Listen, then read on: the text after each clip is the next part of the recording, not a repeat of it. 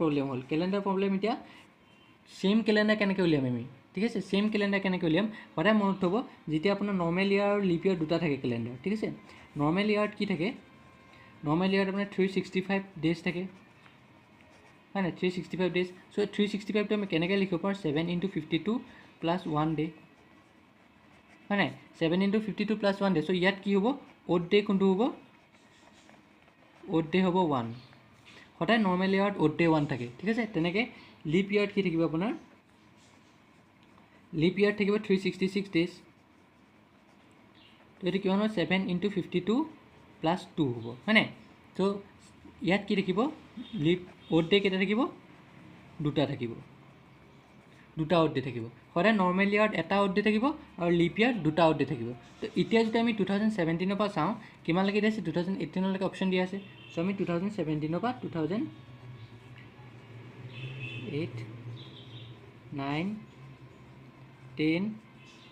11 12 13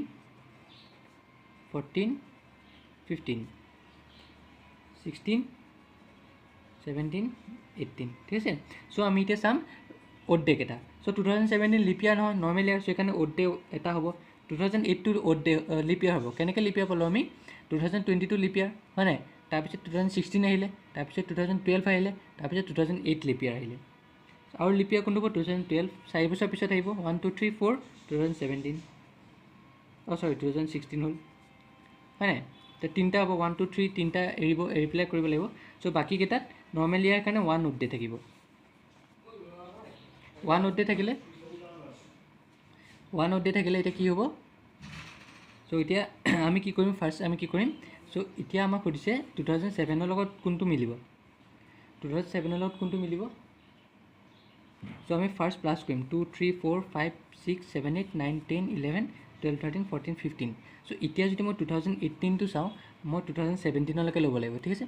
2018 টো ইয়াৰটো চালে মই 2017 লৈকে ল'ব লাগিব বহিবা দিয়া কৈছে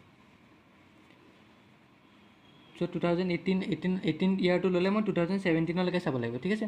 সো 2017 লৈকে যদি চাওঁ মই কেনেকৈ হ'ব কিমান হ'ব 2 3 4 5 6 7 8 9 10 11 12 13 14 সো 14 পালোঁ আমি 14 অড ডে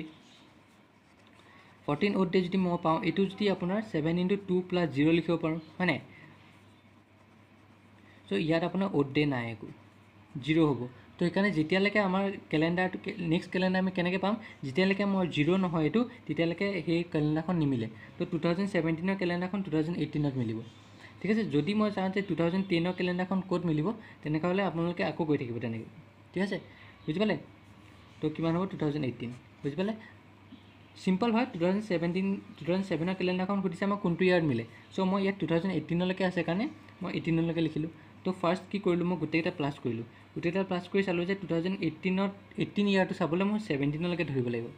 তো 17 লৈকে 14 অড ডে হয় সো 14 টো 7 মাল্টিপল হ'ব সো সেইকাৰণে 0 থাকি যাব শেষত সো শেষত 0 থকাৰ লগে লগে মই গম পালোঁ যে 2017 যোনখন কেলেণ্ডাৰ 2018 কেলেণ্ডাৰ একে মিলিব